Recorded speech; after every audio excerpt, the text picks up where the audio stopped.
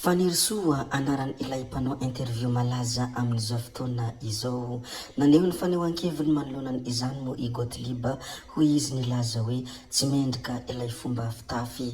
Etsy ankilany ihany koa dia nilaza ny fanehoan-keviny i mpanakanto Elidio. Hoy izy ihany koa nilaza ny hoe tsy ihany fa fanirisoa anaran'ny ilay mpanao interview malaza fa raha anarana hafa io niany dia be dia be nitsikera hita tao anatin'ny tambanjotra Facebook. Ny sasany raha teo moa dia tafametra-panontaniana ny hoe kay moa tsy koty ihany no tia mampitiradira vody ity fa misy hatramin'ny foko hafa hoy ireo izay maneho ny hevitra.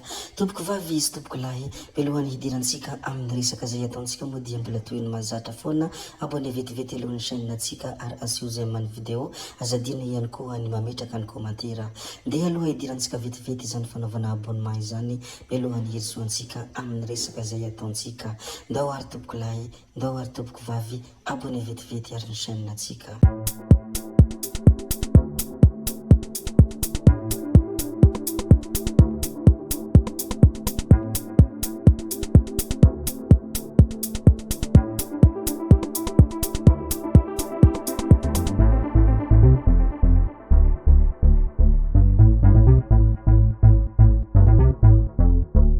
Resaka réseaux sociaux no hanombohantsika ny filazana ny zava-misy indray ato anatin'ity video ity.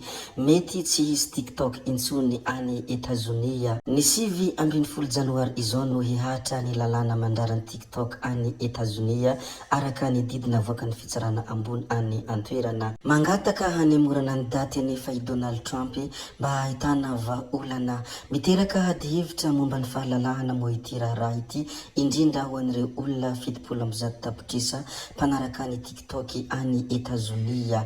Tantara mitomo ny mikasika any ity ny hoe mety tsy hisy TikTok intsony any Etazonia ity. Miresaka mikasika ny raha any ivelany izay mosika dia araroty kely ny hizara any ity anankiray ity ihany koa. Gadra palestinianina 7 no havoaka ary sambobelona israelianina 13 no vojotra. Tsara moa ny manamarika fa isan'ny fifanarahana teo amin'ny palestinianina sy israelianina moa io zavatra izay voalazantsika teo ambony io. Samy nilaza fa hanaja sy hampihatra izany ny roa tonta. Momba ny fampitsaharana poabasy indray anefa dia ny fampiampanga ry zareo fa tsy voahaja ny fifanarahana. Zavatra misongadina any ivelany moa izany zavatra zareko aminareo zany, noho izany dia ampitiavana sy ankafaliana no hitenenako izany ato anatin'ity chaîne ity. Rehefa voazara moa ny mikasika ny gadra palestinianina ho avoaka sy sambobelona israelianina izay havotra izay dia ndeha resika hilaza an'ity manaraka ity indray. Ity manaraka izay ho resantsika ity moa dia resaka ramatoa Harlala Ramanantsoa. Iarantsika mahafantatra moa fa dia lany ofisialy moa ity ramatoa ity. Nohon' izany dia tsy adino ny nankasitraka ireo vahoaka ny fidy azy, indrindra ny mponina ao Antananarivo renivohitra. Toy izao moa ny teny fisaorana sy fankatelemana izay nataon'ity ramatoa ity. Fisaorana eram-po eran-tsaina no atolotra ny vahoaka ny Antananarivo tsy ankanavaka nametraka ny fitokisany tamiko. Noho izany ho ity ramatoa Harlala Ramanantsoa ity dia ny hoe dingana vaovao no hodiavintsika ary asa goavana no miandry atsika. Hifanoetanana isika hiaraka hanorona hampandroso ary handamina any arivo. Noho ny farany no nolazany ity ramatoa ity ny hoe Antananarivo hampiray antsika. Izany moa ny teny fankasitrahana sy fankatelemana izay nambarany ity ramatoa ity ho an'ny mponina Antananarivo, indrindra ho an'ireo olona rehetra izay nifidy azy ka nametraka ny fatokisana taminy. Rehefa voalaza sy voaresaka moa ny mikasika an'iny ramatoa Harlala Ramanantsoa iny, ndeha resika hiresaka kely ny mikasika an'ity ramatoa hitantsika amin'ny sary ity. Ny sary fotsiny jereo dia ho fantatra nareo hoe iza ilay ramatoa. Resaka fiteva moa izy ity na hoe fikambanany teraka vakinankaratra. Mampiasa loha sy mandregotra ny fonay isanandro ny mba tena hampivarana ny fagatra vakinankaratra izay fiavianay io.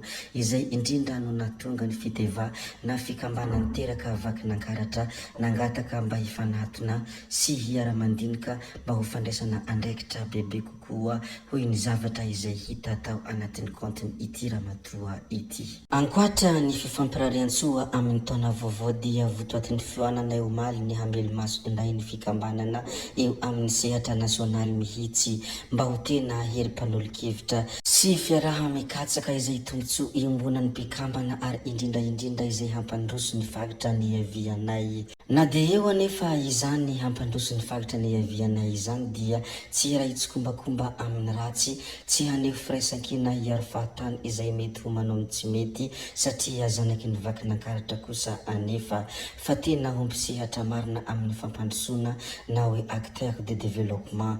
Hoy zavatra izay notsindrina ity Ramatoa ity rehefa nanambara ity fanehoan-kevitra ity.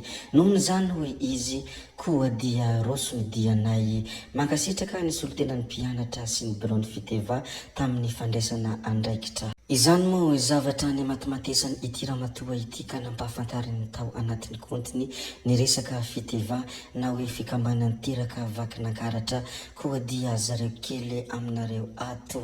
Rehefa voalazantsika moa ny mikasika aniny resaka fiteva na hoe resaka fikambanany teraka vakinankaratra iny ndeha arisika hilazany zavatra hafa indray. Fa ity anankiray ity kosa dia anisan'ny zavatra izay tena mahoraka ao anatin'ny tambanjotra, nohon' izany dia tsy hainy tsy laza izy ity.